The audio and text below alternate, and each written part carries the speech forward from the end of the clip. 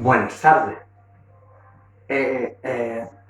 La verdad es que no me sale muy bien esto de hablar. My name is Jürgen and I have, tengo que hablarles, expresarles esto de sociología, sociology, I would say.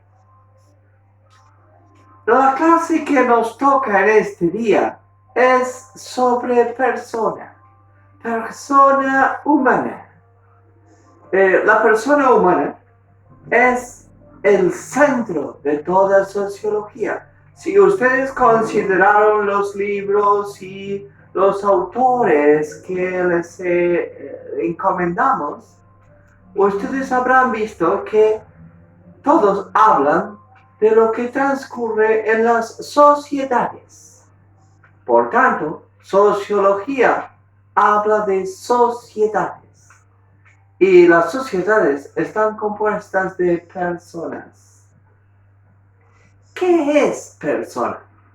Vamos con el término. Lo más importante es el término persona.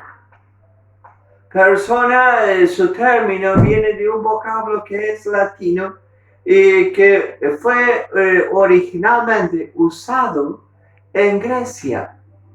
Los griegos usaban una imagen, decían prosopon.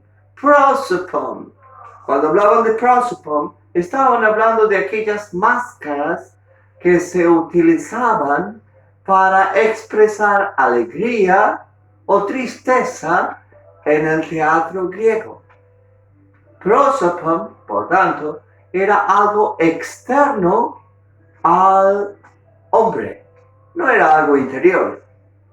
Luego, con el cristianismo se desató una gran discusión, una discusión tan grande que llegó a dividir la Iglesia católica. Esa discusión estuvo dada principalmente por el término persona. Decían que persona, cuando hablamos de persona, hablamos de la Santísima Trinidad, Padre, Hijo y Espíritu Santo. Tres personas distintas, un solo Dios verdadero. Por tanto, la persona dejó de ser algo externo para convertirse en algo interno. Pasan los años y llega un señor llamado Boecio.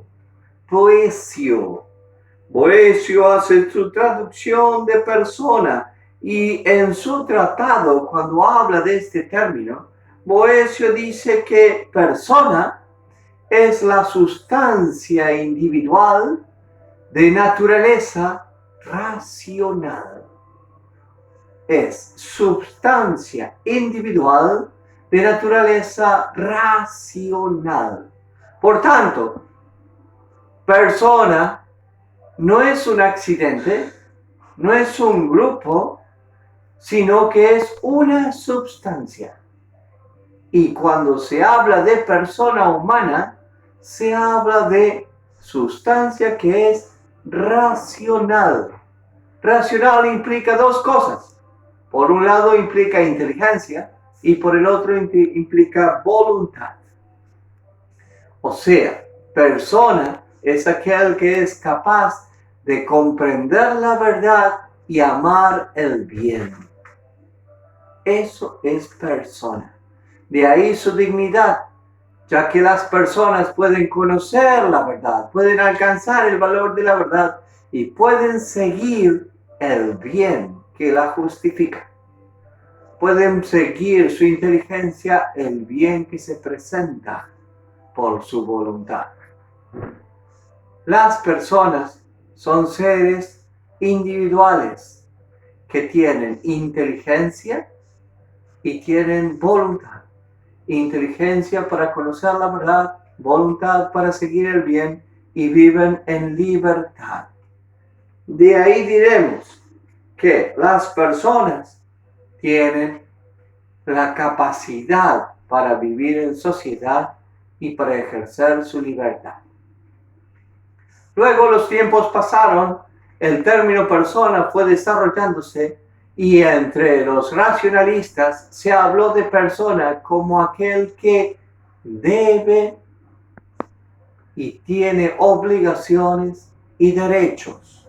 Derechos que llaman a obligaciones y obligaciones que llaman a derechos. Por tanto, una persona es aquel capaz que tiene derechos y obligaciones en una sociedad. El término ha ido cambiando, ha ido mejorándose con los años. En algunos lugares se ha especialmente trabajado sobre lo que significa su racionalidad y su amor por el bien. Y en otros lugares se ha trabajado especialmente sobre lo que significa su derecho y lo que significa sus obligaciones.